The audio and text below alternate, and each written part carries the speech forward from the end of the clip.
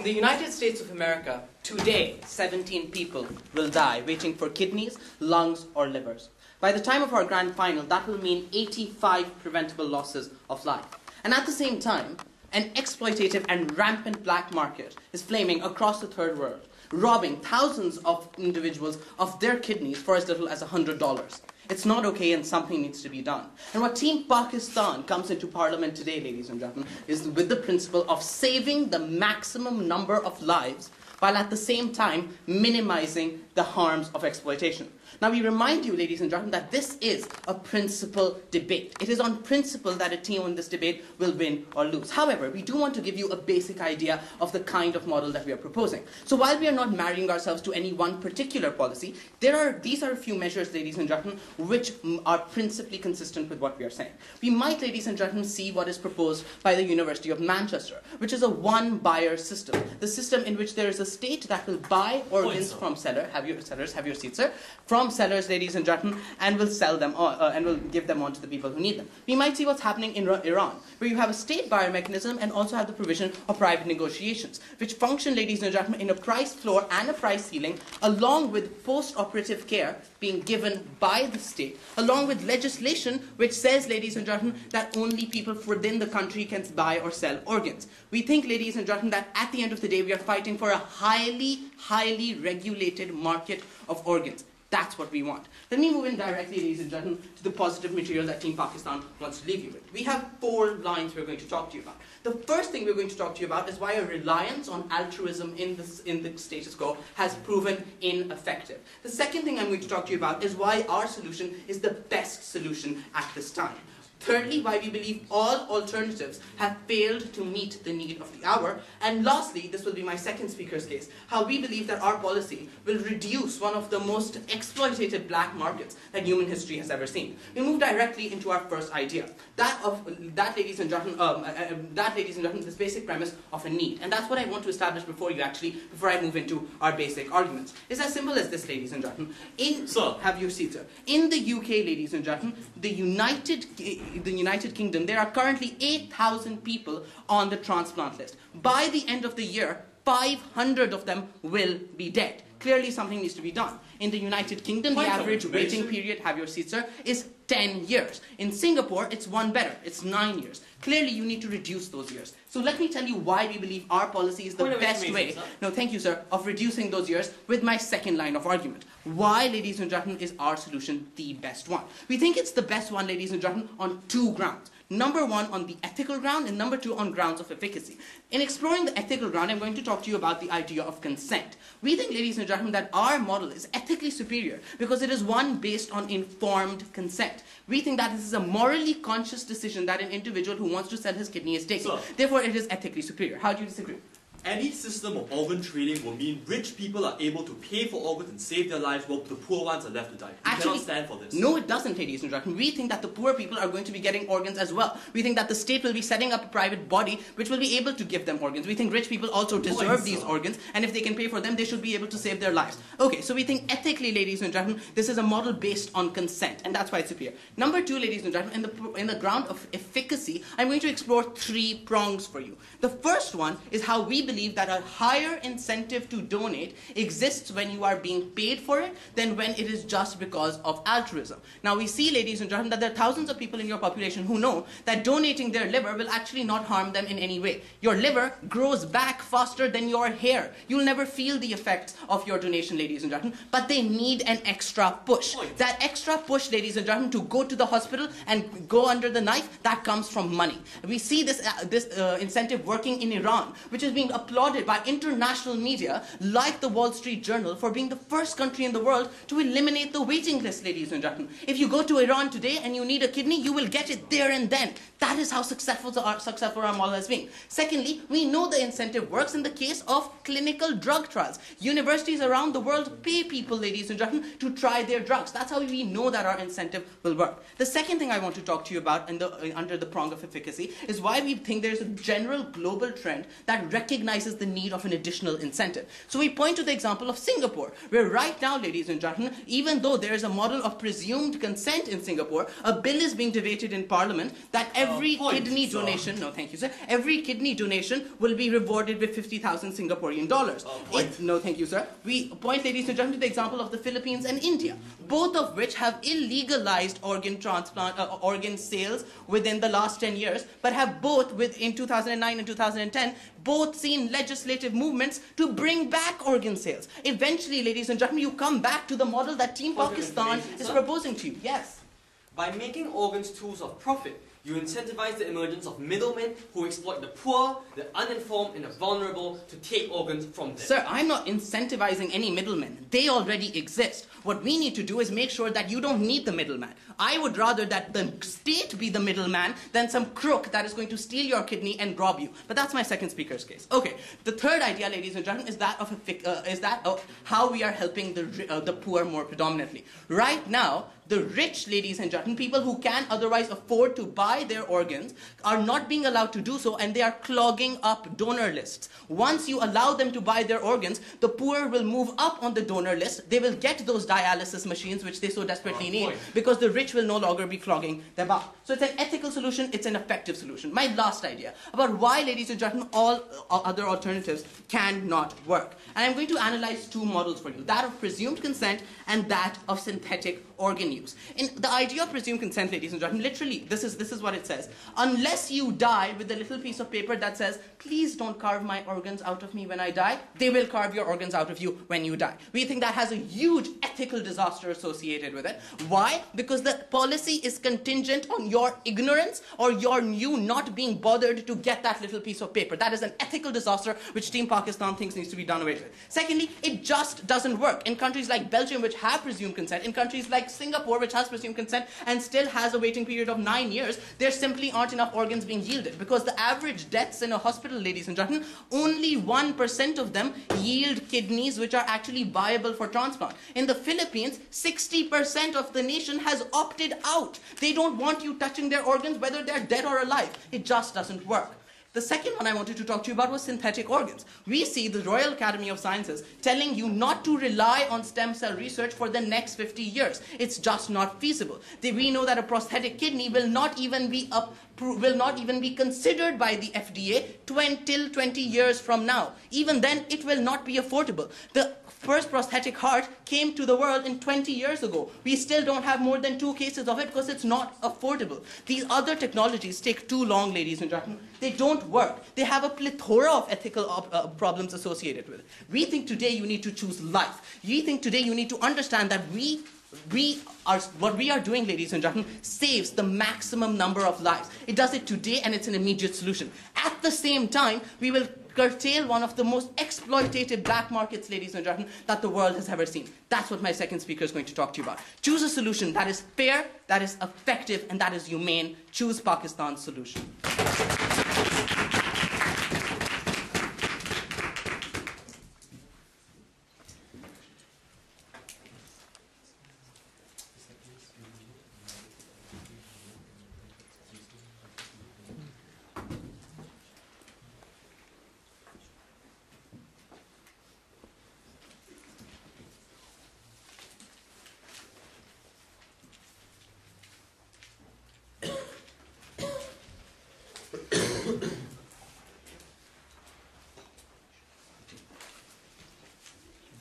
I thank the first proposition speaker for his speech, and now to open the case for the opposition, I call upon Benjamin.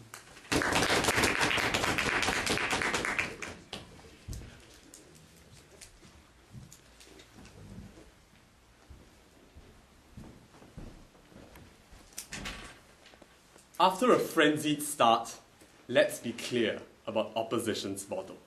We affirm the status quo, where the sale of human organs is banned in most jurisdictions.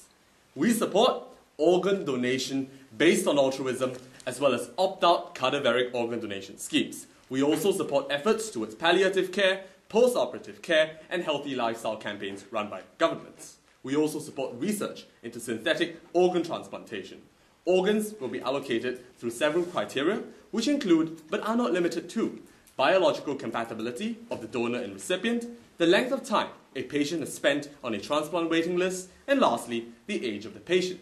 We stand on the base principle that humanity beats profit. And we're going to show why this is true through 3 arguments. I'm firstly going to talk about why we uphold human dignity, then I'm moving on to talk about why we safeguard the welfare of patients. My second speaker will then argue that we protect the vulnerable from abuse. Before I move to my positive matter, no thank you, let's address their case by asking 2 questions. Which side really stands for efficacy? And second, which side is on the right side of ethics? So let's look first at the question of efficacy.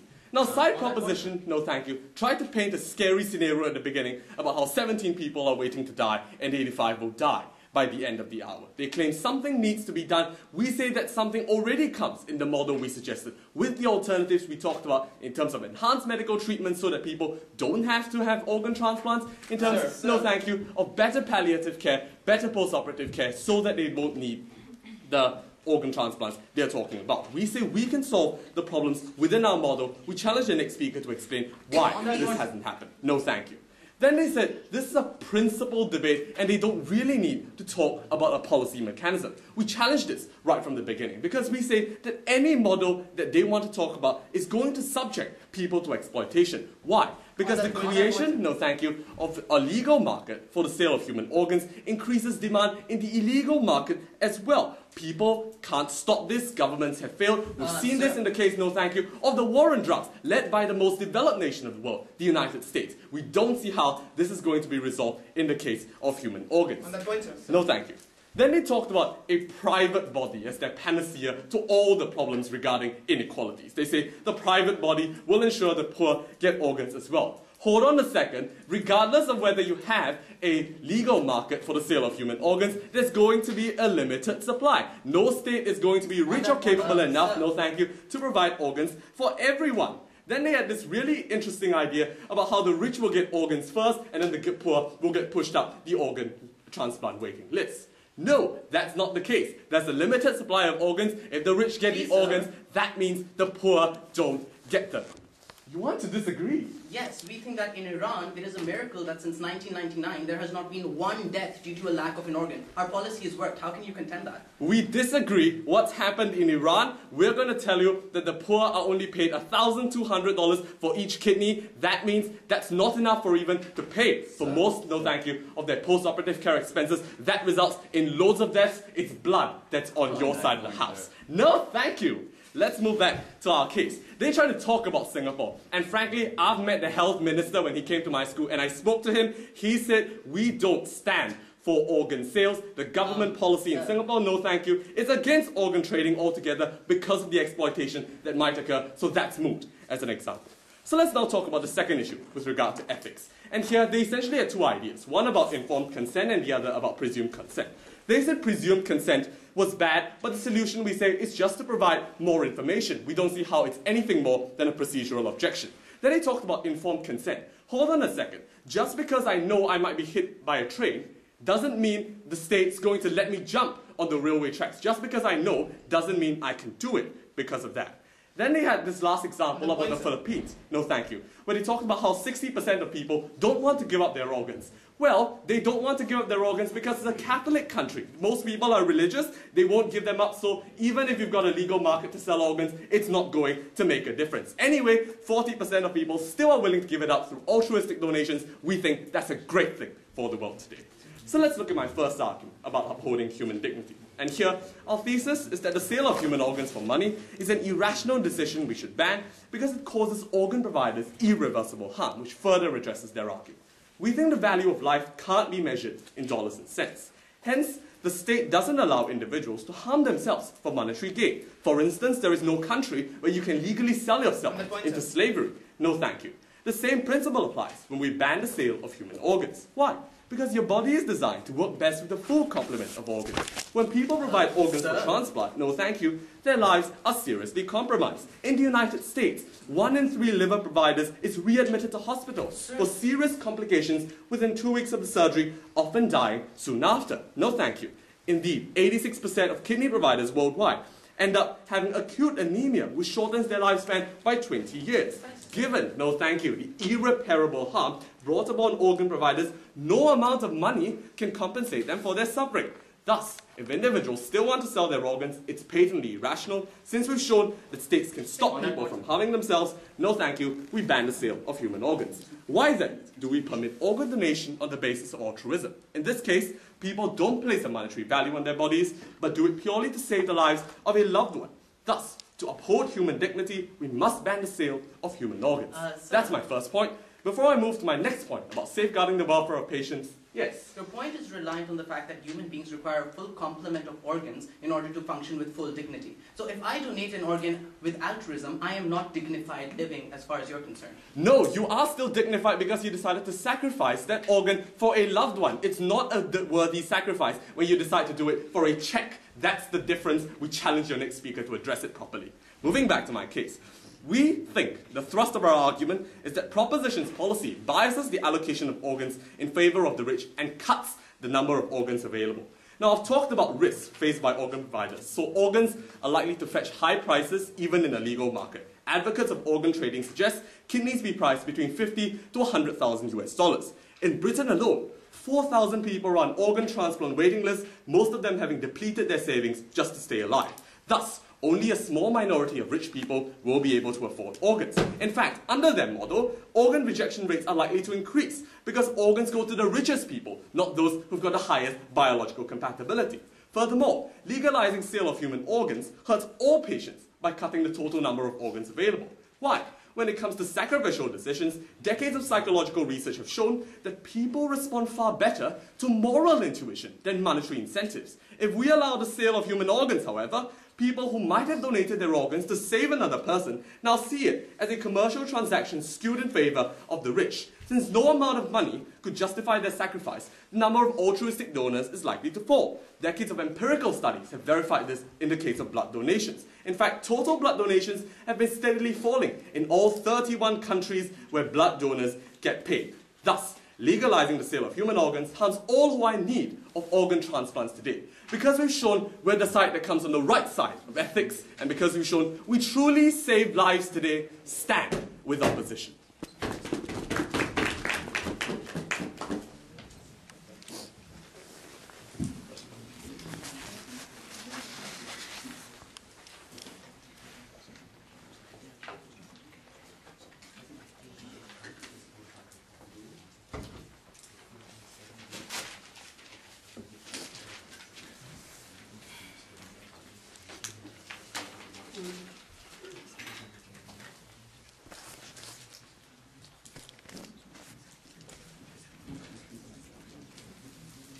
I thank the first opposition speaker for his speech, and now to continue the case for the proposition, I welcome Ephraim.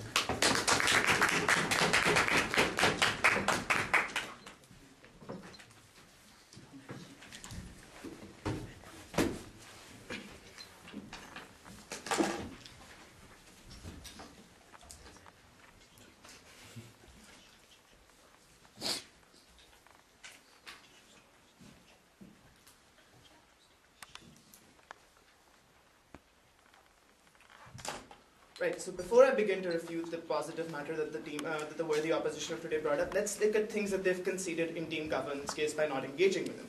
The first thing that they've conceded is the incentive that we're providing, a monetary incentive, is good enough and will work, because they said organs are likely to fetch high prices. They didn't refute the example that our leader, that our Prime Minister gave you about drug trials being an effective means of getting organs. Furthermore, we told you that the Wall Street Journal, an impartial source, commends Iran by saying that since 1999 the waitlist has been abolished there, and not a single person, rich or poor, has died from a lack of organs. We asked this to them in a point of information. They refused to answer, ladies and gentlemen. So the policy clearly works. That's one. Two, they never engaged with the analysis of how it helps the poor. And even though that they talked about the poor being disadvantaged, we told you how state resources will now be redirected to poor people. how rich people in the status quo put themselves on multiple organ donor lists and clog them up, and once they are gone, poor people will get access to them. And under their model, they agree that altruistic donations will not decrease. So altruistic donations can be channeled to poor people. Furthermore, we said charities are in play in Iran. So it doesn't matter if you're rich or poor. In the status quo, if a rich man wants to help a poor man, most he can do is give him one kidney. Under our model, he's able to buy lots and lots of kidneys and spread them out to as many poor people that he wants to. So charity is more effective. Analysis that we'd like them to deal with. Furthermore, let's look at the alternatives that they've given us. First of all, we said presumed consent doesn't work. The first line of analysis that we gave you was that the quality of the kidney that's being provided is just not good enough. A kidney from a cadaver is likely to last for half as long as a kidney from a living person. So after a few years, you will be in the same, in a minute, sir.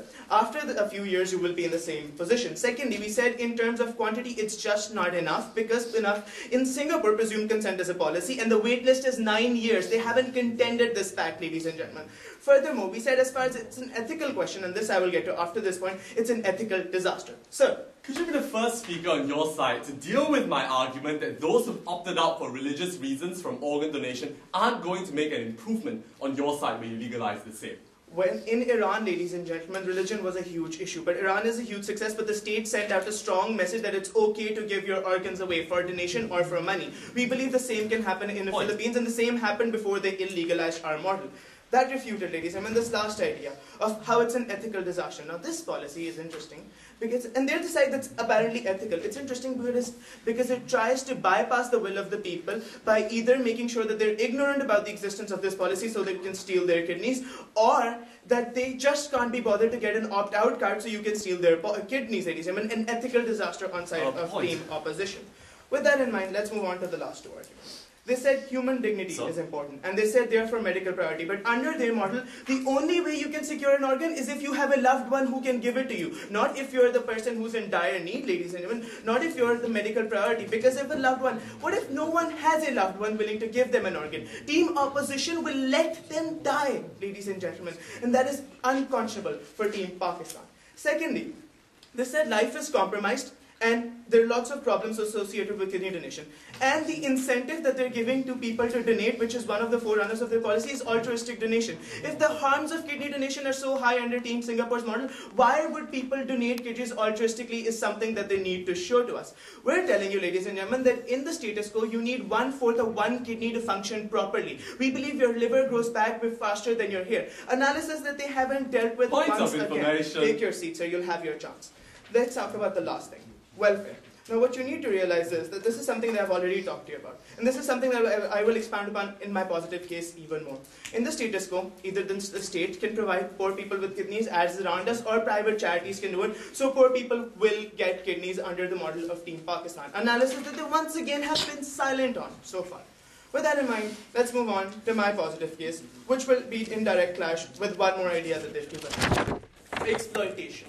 What you need to realize, ladies and gentlemen, is very simple. In the status quo, in the United States of America, 15,000 kidneys are illegally sold every year, and exploitation already occurs. In the third world, the number goes up into 100,000s, ladies and gentlemen, because people are much poorer there. So exploitation already occurs. The question then becomes, ladies and gentlemen, which side should you follow? A side in which the middleman is the state, a body you democratically elect or trust, or the middleman is a crook on side of Team Opposition? We believe Team Pakistan side. With this, I'll move on to the sort of exploitation that occurs after I accept this point. Go ahead, sir. Isn't the illegal organ harvesting likely to increase given now that the black market can sell it openly on the legal market that you create for them? The black market cannot sell itself on the open market, ladies and gentlemen. When it becomes the legal market, the practices associated with the black market that make it the black market will have to cease to exist, which I will show you throughout the course of my positive case. So number one, what are the problems? Number one, you are not granted any legal coverage inside the black market. Inside the black market in the status quo, in India, in Madras, if you go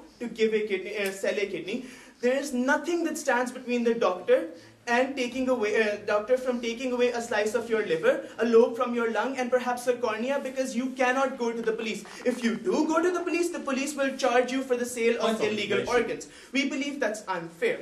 Two, you're just not being paid enough.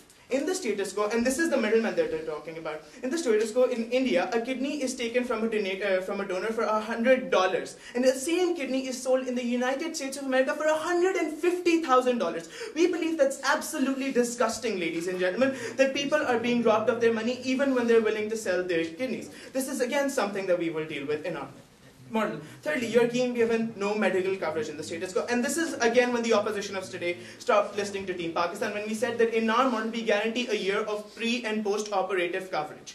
What happens in the status quo are two things. Because the black market is illegal, lots of bad things happen. People die on the operating table because of no health or safety mechanisms or regulations in place. That's one. This does not happen in state-sponsored hospitals. Take your seats, sir. Secondly, in the status quo, in a study conducted by the World Health Organization in 2007, all of the farmers who have donated their kidney, who have sold their kidneys in India, have to spend 70% of their income after the transplant has occurred to try and get antibiotics to fight infections that will occur. Something that will not happen under Team Pakistan's model because the market is now incorporated in the state structure.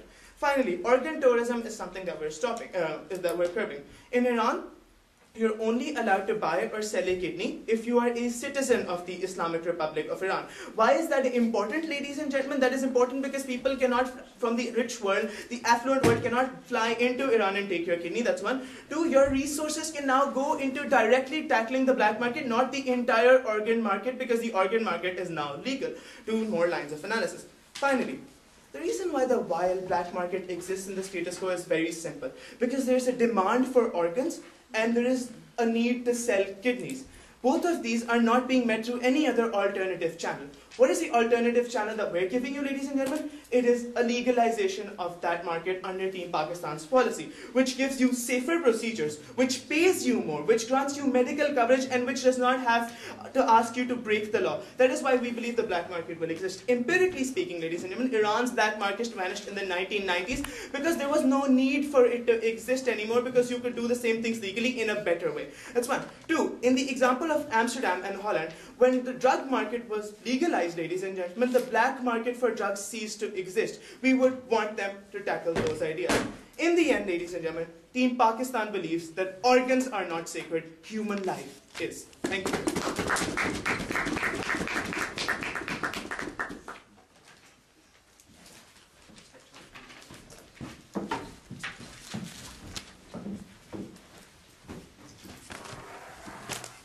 I thank the second proposition speaker for his speech, and now continue the case for the opposition. I call on Ashik.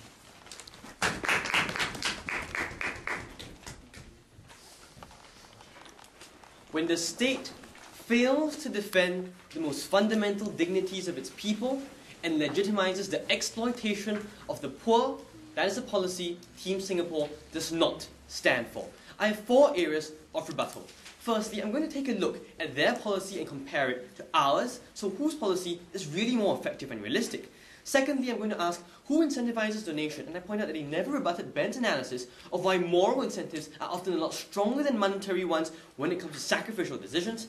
Thirdly, is it ethical? And lastly, I'm going to deal with the problem of exploitation, because it's rather curious they talk about it because you think their policy is the one which creates this sort of exploitation.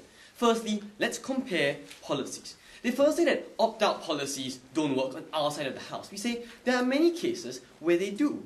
In Spain and Austria, where they use an opt-out policy, organ donation rates are some of the highest in the entire of the developing world. Maybe Singapore's model isn't the most perfect. We're very happy to admit that. But we'd say that other countries have managed to do it, no thank you, with very large degrees of success. When Ben pointed out that in Philippines, 40% of people do consent to letting their organs be taken, that's a very, very large number of organs, because 40%, no thank you, is a huge number in and of itself. Please don't just dismiss that out of hand.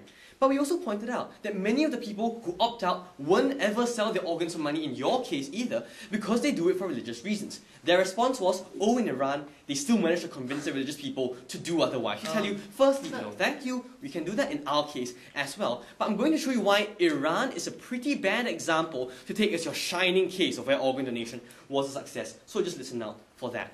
And then they say that our policy of opting out is a bad one because it violates the rights of people. Our policy relies on ignorance. No, it does not. No, thank you, sir. Not at this point in time. Any policy of opt-out requires you to inform every citizen through basic education classes to huge campaigns through society that their organs will be taken from them at death unless they indicate otherwise. So our policy comes hand in hand with an information campaign. No, thank you, both of you. That eliminates this sort of problem. But in any case, we don't think that these mythical rights of the dead they seem to be supporting even exist. The moment you cease to exist, the question of the dignity of human life and the body do not apply, because you are unable to realize who you are and what your dignity is if you're no longer conscious in the very first place. No, thank you. So we're very happy to allow people to give us consent to take organs from dead people and give them to living people whose lives do matter. No, thank you, all of you. Then why doesn't that policy work? They require this strange state body which will buy up all these incredibly expensive organs for free. Firstly, if you think that it's some charity you want to come up, that's a very dangerous policy because you're assuming that some charity is just going to emerge to do this. No, thank you. But secondly, if it's a state body that's going to buy all these organs, you just shift all the costs somewhere else. Because now, the state can't afford the sort of money to provide people with dialysis. You just shift the burden into other places and harm other people. So you don't solve it at all. No, thank you. Second issue, therefore, who incentivizes donation? And this is fairly short, because Benjamin gave you a lot of analysis that when it comes to sacrificial decisions, moral incentives tend to work a lot better than financial ones. We never heard any reply, even when Ben gave you the case study of blood donations and the way that has been steadily falling. And this is where I take down Iran. In Iran, for the last 7 years, organ buying and selling has been decreasing precisely because of the fact that people no longer find it worth it to sell their organs for a monetary incentive. But you clearly disagree, yes.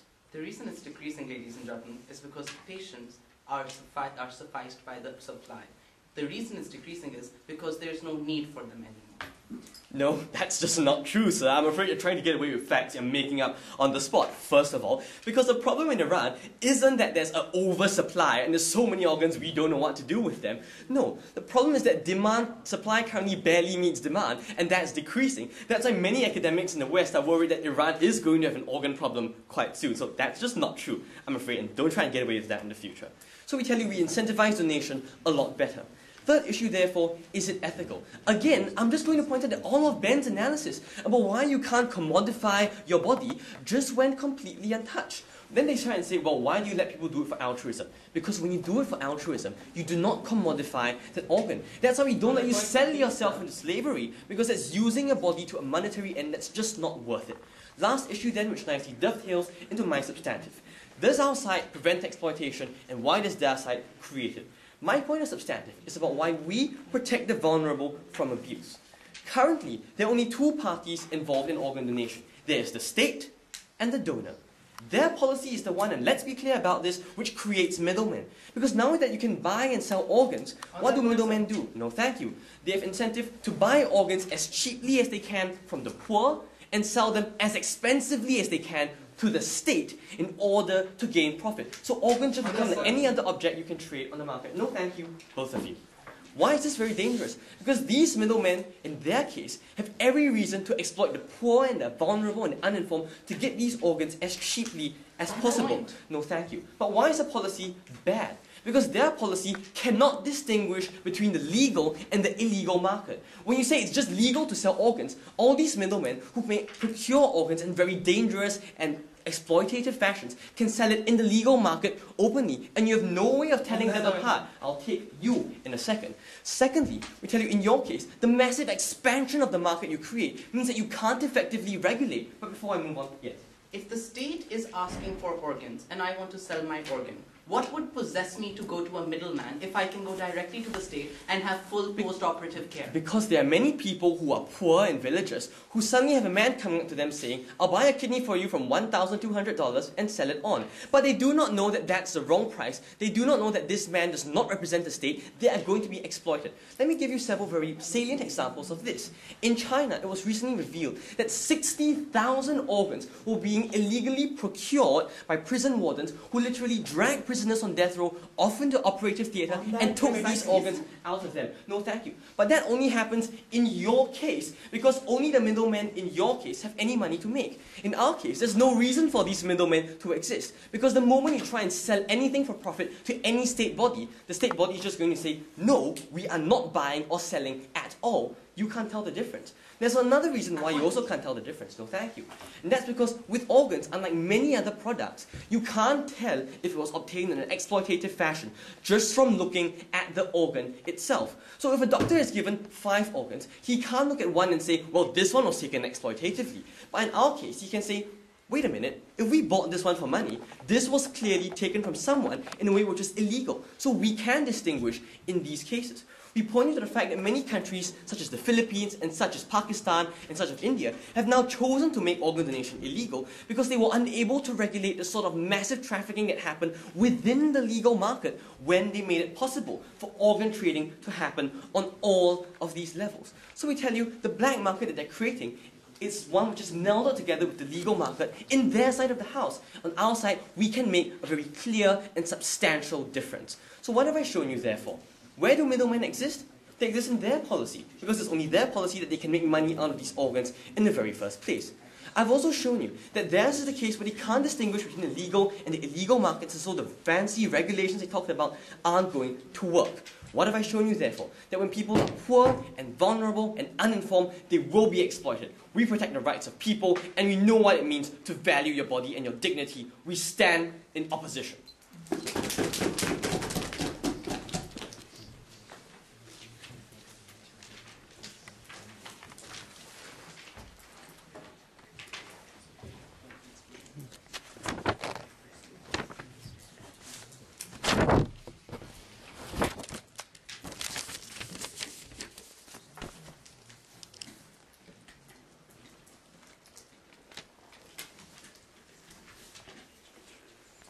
I thank the second opposition speaker for his speech. And to continue the case for the proposition, I call upon Aman.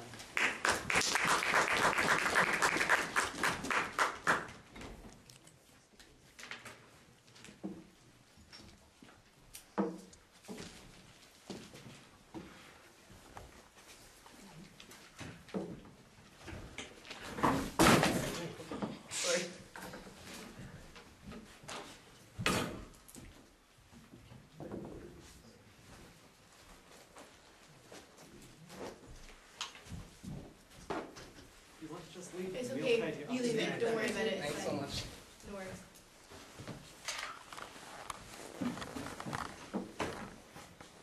Team Pakistan came here to save lives. Singapore also claimed that it will also save lives via its 4-pronged model. That same very model is implemented in places like Singapore. They agree that it doesn't work. They're saying, but it's implemented at other places better. Ladies and gentlemen, Belgium is the poster child of their model. Still, people in Belgium are dying. The Wall Street Journal says that Iran is the only country in the world which has eliminated the organ wait list. And they never contended with that, ladies and gentlemen. So clearly, if it is lives that you want to save, then you have to vote for Team Pakistan. And something very interesting that they said in their second speaker, ladies and gentlemen, to defend presumed legislation, which we very rightly pointed out was an opportunistic legislation, by saying that, what we think that after you're dead, you really don't have any autonomy over your body, and your body should be used to save other people's lives, ladies and gentlemen. That is in contradiction with the very policy their first speaker proposed, because under the model of presumed consent, you can opt out. Under the model of presumed consent, I'll take in a minute, sir, you can say that you do have autonomy over your body even after you're dead, but your second speaker clearly does not think so. Your first speaker told us too many people opt out from presumed consent models, but your entire team has been constantly saying that no one even knows they can opt out. Which one is right? Ladies and gentlemen, here is something we have told you and something we have very consistently told you. In circumstances in which people will know, they will opt out. In circumstances in which people do not opt out because they do not know, we believe it is a very illegitimate way to get these organs in the first place, because you are violating consent based on the fact that they simply are unaware of the policy. Because even presumed consent is based on the fact that people want to donate, but they can't be bothered to or are unaware of legislation. If people can't be bothered, then people who don't want to sign up for the organ donor cards also can't be bothered, and hence are being taken advantage of, ladies and gentlemen. And clearly, we still haven't, even after that POI, gotten a response on whether or not they believe autonomy after death exists or not. And that is a clarification we believe the third speaker needs to make. Having established that, ladies and gentlemen, I'll show you this debate I'll talk about the 4 issues this debate has basically boiled down to. No, thank you, sir. Number 1, in which model is human dignity better being catered to? Number 2, will our policy work? Number 3, under which model can the poor better get organs? And fourthly, under which model are the poor vendors being exploited? The first problem they had with how our policy wasn't dignified, and was when they said, well, whenever you sell, when this act of transplantation has to be a purely altruistic act, and doing it for money is just plain wrong. Under that model, are you against doctors who are at the end, they're getting paid for this procedure? Do you think they are doing something which is undignified? Nurses, medical coordinators. Because at the end of the day, the only person who is not being paid is the person who is donating this organ, and we believe that is a hypocrisy, and there's nothing undignified about giving him pay. Secondly, they certainly said, well, it's undignified because transplant is unsafe. First of all, if transplant is so unsafe and it is undignified to harm your body in such a way, then why are they okay with donations? Because then again you're harming your body. And on another level, transplant is not unsafe. 90% of people walk within 24 hours of these transplant procedures, ladies and gentlemen. The unsafe nature only exists in the black market, which they are not solving because there are no proper medical procedures there, ladies and gentlemen. Then they suddenly said, well, it's the reason for why you donate your organs, because so if I give it to save my brother's life, then that's automatically altruistic. So even if there is harm, that's a higher cause. Well, ladies and gentlemen, what if you are also selling your organ to save your brother's life, because your brother is not dying of a kidney disease, he's dying of poverty, of starvation, because these are the kind of conditions they said these people who sell their organs live under, ladies and gentlemen. Then you still have the higher moral principle under our model. Why aren't you allowing it under that model? Lastly, they said, well, you know what, we are against selling your body for money in principle in all cases then. Well, then they are against coal mine workers because they harm their bodies. They are against people who the state pays for clinical trials because that's selling your body. They are against people who join the military because that's once again a direct harm to your body for a monetary gain. So what is it, ladies and gentlemen? We clearly don't know. Second point, ladies and gentlemen, about where our policy work. Now here's something really funny they said. What will happen is that the black market will go to these poor people's homes, take their organs from them, and then sell them to the state at a higher rate. This is a side, ladies and gentlemen, which has education and the awareness of your population as one of their policy alternatives. And this is also a side which believes that the poor simply don't know about policies, about the fact that organ donation is now legal in the status quo. Second problem with that, ladies and gentlemen, when you have this I'll take in a minute, sir, working under the mechanism of the state, you don't harvest an organ out of a person, then take the organ in your hand all the way to the state and sell it to them. The state operates itself. So these poor people will be in state hospitals where someone will ask them, how much did you get for this organ? And they will say, I got $1,000. They will say, that's not right. You should have gotten 50 or 40 or whatever. And that is why this will again not work. How do you disagree, sir? Can you be the first person to respond to the point that forcing the state to bear this cost merely shifts the problem elsewhere to other places in healthcare when other people are going to die because it's underfunded? So here's this other response, ladies and gentlemen. Well, the state can do it perfectly, but it's just too much of a cost. First problem, money is their only problem. Second problem, the Friedman and agency working in the UK has estimated that the cost of an organ in the UK will be something like £50,000. That is equivalent to the cost of dialysis on the dialysis machine for 2 years. So after 2 years, we are breaking even the cost on the state. In the US, it will break even at 2.7 years, ladies and gentlemen, after which their policy of dialysis or of organ waiting list will cost the state $27,000 per year. So clearly, we are saving the state's money. Next point, ladies and gentlemen, about can the poor get organs. We told you, ladies and gentlemen, that they can. In Iran, from 1999 to the present date, there have been no deaths due to lack of organs, clearly showing that the poor can get organs. Their response to that, well, you know what? The donations in Iran are going down, or the selling in Iran is going down, supply and demand is changing. So what if it's changing? No one's dying.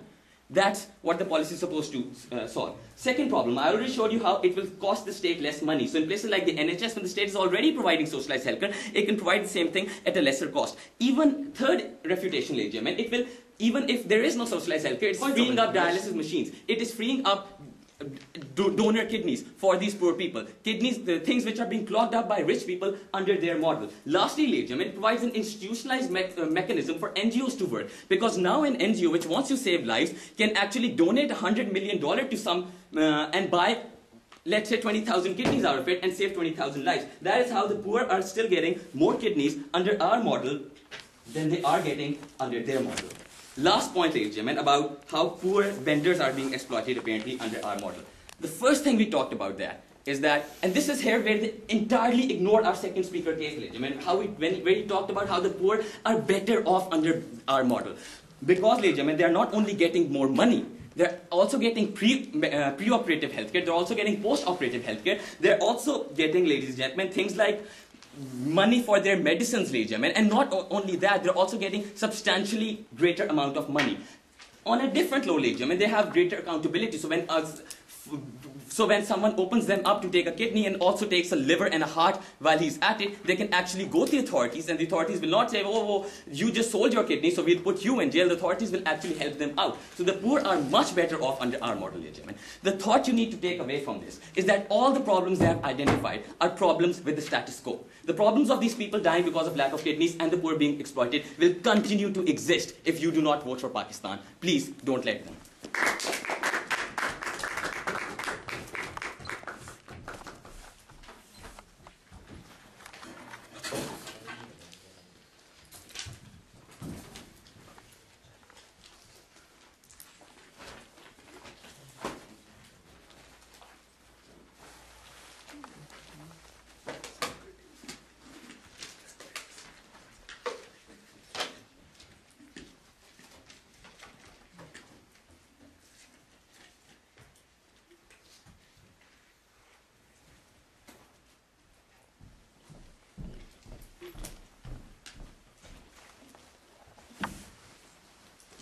I thank the third proposition speaker for his speech, and now to continue the case for the opposition, I call upon Ms. Hayes.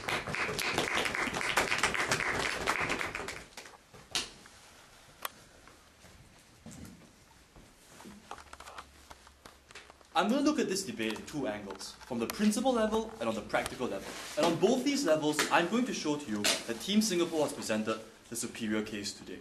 So let's look at the first level, on the principle level. Now, from the very first part of this debate, we gave you a very clear principle stance. It's wrong for you to hurt yourself in a massive way for nothing but a check. Finally, in their third speaker, they gave us some sort of response. So let's take this down now. The first response was this. Well, this isn't an undignified thing. Otherwise, you'd be saying, doctors are undignified as well, because they perform operations. No, doctors don't cause the sort of massive harm to themselves we described to you in our first opposition speaker. This also answers all their other examples about coal mining and military service. We don't think coal mining causes such massive harm to yourself. But you know what? If it does, and if you think so, fine. We'd ban coal mining too, because then it's just as bad. The military is a completely different scenario. One, because no alternatives exist. Two, because you're doing it for the glory of your country and your fellow men, not just for a paycheck. No thank you, all of you. Next, they say, what if you're doing it to save your brother's life? To save him from poverty? Well, our answer is very simple. This is not the right way to do it. We can tell you, even though your family is really poor, it's probably not a good idea for you to sell yourself into a blood sport like, underground street fighting. Because your family would much rather see you alive and healthy than have you dead somewhere in the street and get the money. No. We've told you how giving kidneys and livers up causes massive health problems for the rest of your life. If you're really worried about providing for your family, these are the sort of health problems you should avoid.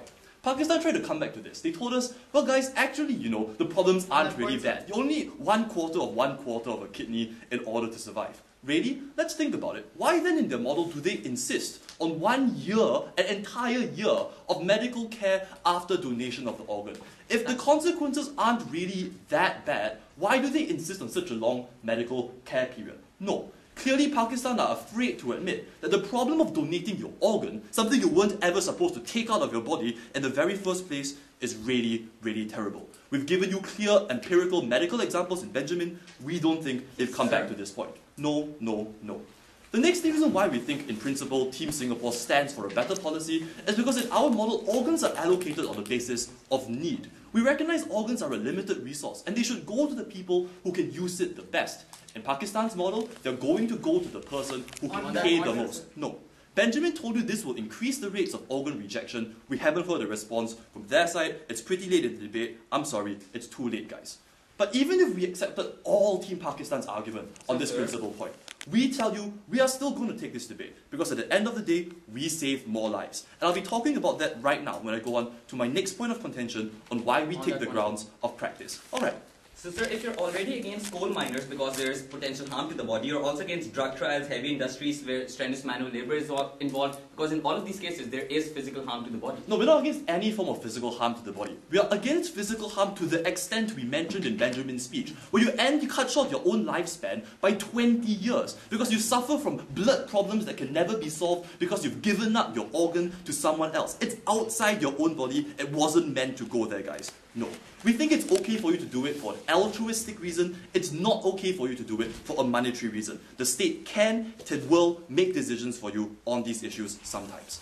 Let's go back to my point about practicals. We think their side has completely failed to give us a proper working model. We pressed them for an answer. How are the poor going to get organs in your side of the house? They said, a private charity will exist. We said, who are these private charities? Where do they come from? We've heard no response from their side of the house. The only strange answer they had was this statement that 2 years of dialysis costs just as much as a single kidney, so at the end of the day, we are going to save just as many lives as you are. That doesn't make sense. Reversely, we don't think dialysis is so expensive. No. Secondly, even if dialysis was so expensive, didn't Pakistan just come up and tell us that charities don't have enough money now to pay for dialysis in the status quo? So where then does charity suddenly get all this extra money to buy kidneys? If you think dialysis and kidney donation is just as expensive, then we don't see where the sudden vast increase in money, is going to come from on your side of the house. But they still fail to take down the bulk of analysis presented from rebuttal from my first speaker onwards. We told you, actually in your side of the house, you are increasing the organ supply by a vast amount. Because most of the people that opt out of cadaveric donation programs do so for deeply personal religious reasons. A fat check isn't going to make people change their minds.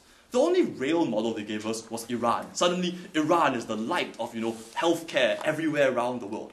Really, guys? You really think a country that bans Western media routinely for fear that they will report negatively on the political leaders is going to be giving true statistics to the Wall Street Journal? No, we don't think so on our side of the house. We've given you real stories about what happens in Iran, the sort of exploitation that occurs, the sort of decrease in organ supply. We think that's the real scenario. But okay, we know this is a debate and sometimes facts are a bit mutable. No.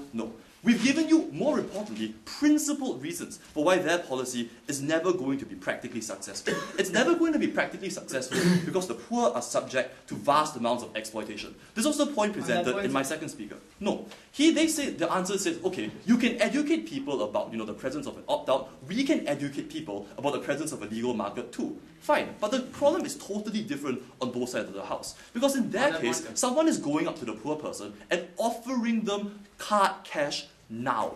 As much as he can be educated on the fact that a legal market exists, as you said earlier in your speech, the temptation is going to be so huge to give into that black market, no, and give that organ to the person. The way to defeat the black market can't just be done by educating consumers. You need to make sure that market doesn't exist at all. It's our side of the house that does this. My second speaker explained it to you already when he told you how much easier it is to regulate when you don't have to contend with a legal market that can blur the cases. It's really impossible to tell whether an organ has been extracted by force or whether it's been given with consent, but we can tell when an organ has been paid for because, you can trace that financial transaction. Go on. So in the status quo, you've admitted that Singapore has implemented all of your alternatives, yet people still die. What is more ethical for you to do? Let them die or implement the policy of Team Pakistan? Okay, fine. We really didn't want to talk about Singapore because we clearly know so much more and it's been kind of unfair. The reason why there's so little organs being donated in Singapore is because you have lots of Muslim population that wouldn't even give organs in your case in the first place because the Muslim Council of Singapore says giving organs sends you to hell. So I'm sorry, it's just not going to work in either situation. No. So let's go back to our point currently. We think practically, furthermore, we've proven that the model we have in the status quo succeeds. We've given you real-life examples of where the cadaveric opt-out donation has clearly succeeded in Belgium and in Austria. But most importantly, the difference between both sides of the house is that in their world, organs are going to go to rich people. There is going to be a large number of people who need these organs at a limited supply. Even if we did accept that supply would be increased, there is still a question to ask. Who best should we give these organs to? As much as we try to avoid it, every organ bought by a rich person who isn't the best fit for that organ means an organ that is going to fail, that should have been given to a poorer person who was a better fit for that organ. Organs aren't given up easily, ladies and gentlemen. We should ensure they go to the people who deserves them most, not the person who can pay the most. So because we've shown you that it's principally incorrect to give up your organ for the sake of money, Because Pakistan doesn't actually increase the supply of organs, as we've demonstrated from my first speaker onwards. Team Singapore should take this debate.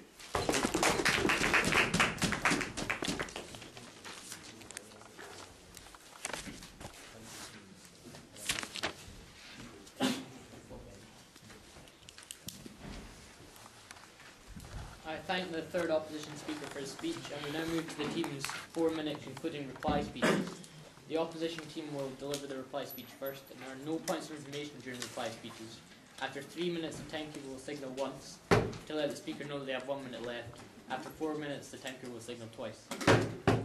And to deliver the opposition's reply speech, I call upon Benjamin.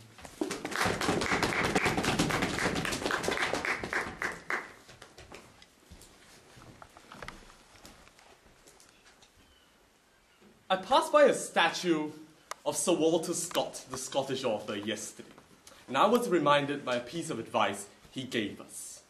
He said, "For he that does good, having unlimited power to do evil, deserves praise not only for the good which he performs, but for the evil he forbears." Today, opposition stood against evil and stood for good. And that's why we take this debate, and I'll show this to you analytically through 2 questions. Which side is morally fair, and which side saves lives? So let's look at the first question of moral fairness, and what emerged from side proposition. We first heard an assertion that this debate should be carried out on a principle footing. But it was clear from their first speaker onwards they were going to concede this couldn't happen because any principle was going to impinge on practical effects in the real world. So they decided to talk about the real world with us. And they said the real world would involve a minimized exploitation of the poor, according to their first speaker. They never explained why poor people weren't going to continue going to middlemen, weren't going to continue to be exploited by the black market. They just said the black market would disappear because the state would suddenly emerge.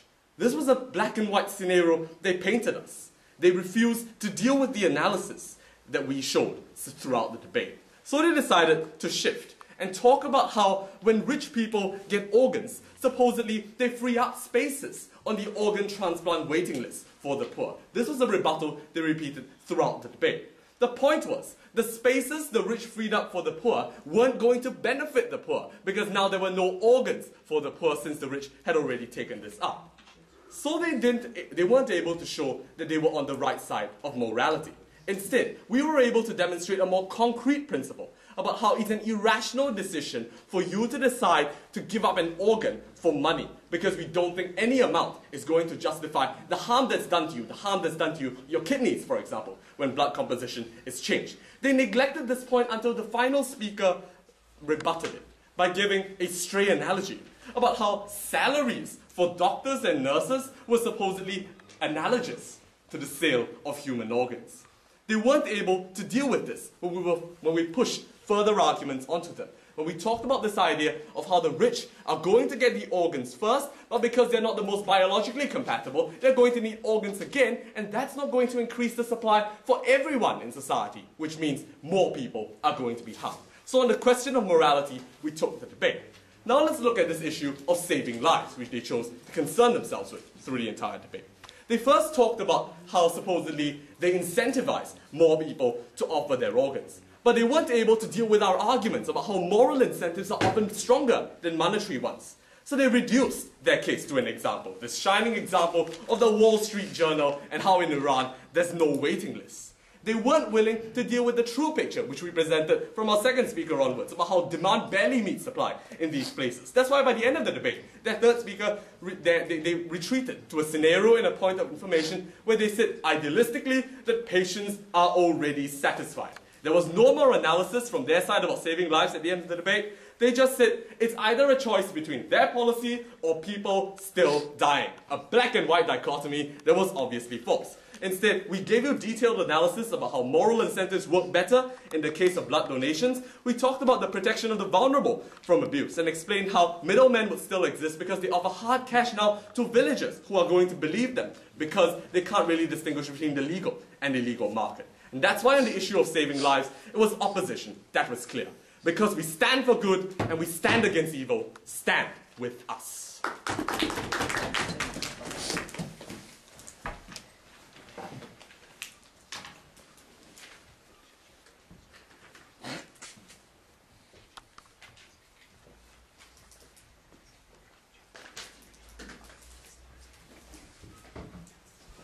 And now to conclude the case for the proposition and the debate as a whole, and I'm sorry if I say this wrong, I call upon Sherija.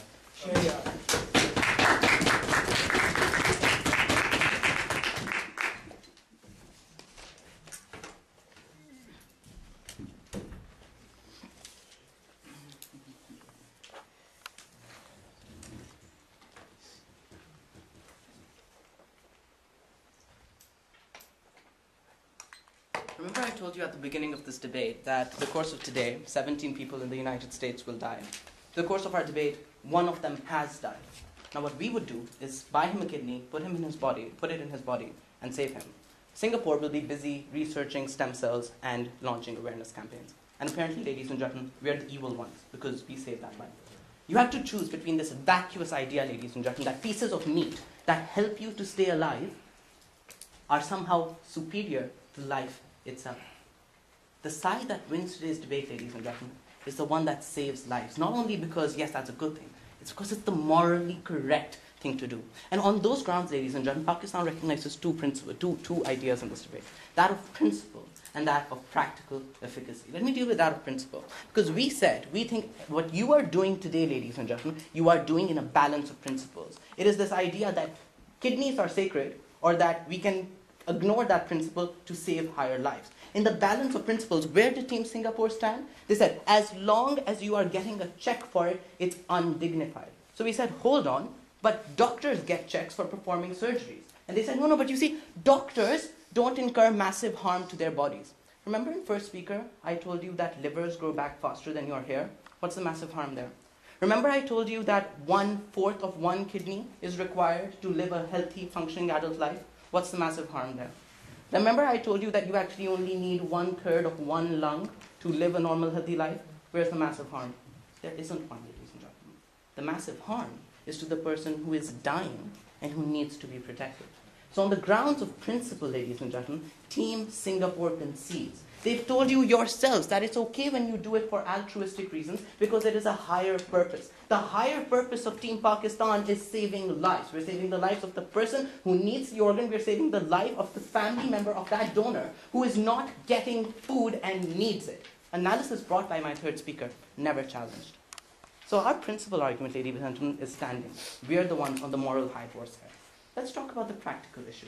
It's as simple as this, ladies and gentlemen. We've been telling you from first speaker about the success of Iran. When third speaker finally gets cornered in his speech and concocts on this floor something that affects our religious sentiments and says, no, you see, we know about Singapore, there are Muslims. Muslims don't like to donate kidneys. The Islamic Republic of Iran is 98% Muslim, and they are the ones that are donating organs. Don't tell us Muslims don't donate. Do not cop out of this debate by telling us, oh no, you see, the reason they don't want to donate their organs in the Philippines is because they're all Christians. Oh, were they not Christians while sale of human organs were legal? They were, right? And yet it wasn't a problem then. That's a team that is copping out of this debate. Either that or they're just lying to you. And both of them aren't really desirable as to be. So that's our practical idea. But there was more, ladies. And they said, you see, what happens in Team Pakistan's model is that you'll get a kidney and you just throw it to the nearest richer person and hope to God it works.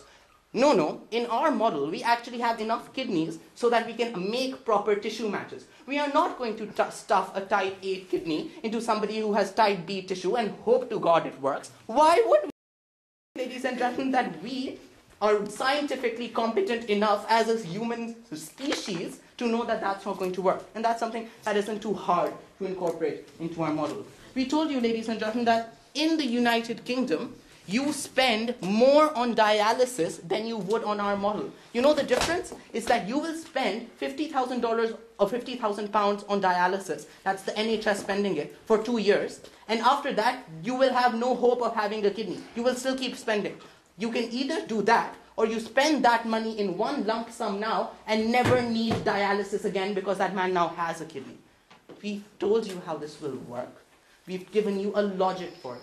We've told you that the Wall Street Journal, which we think is a little more reliable than Team Singapore, thinks that Iran works. We told you this is morally upright because you're saving lives. It's a model that works. It's a model that is principally conscious and upright. Be reasonable, vote Pakistan. Because we're already running a bit late and we can give you more feedback during lunch. So all three judges thought that this debate was very, very good, especially when they thought it was the best I've seen till now. We thought it was very good, a close, but in the end a clear debate of who had won. We thought that there were three grounds on which this debate was based. First of all, which is the moral justification, and we felt that both sides, even though they had a good logic, most of their arguments on that side were very assertive. Then we thought that one of the second basic point was practicalities about the black market, about effectiveness, about the poor people, and here we thought that both Prop and all weighed the advantages and disadvantages. But what in the end made us take the decision was who is saving more lives, and that is why all three judges thought that proposition gave us more reasons why lives are saved, whereas the opposition didn't convince us that under their different models, people will be saved. So this is why we gave the debate 3-0 to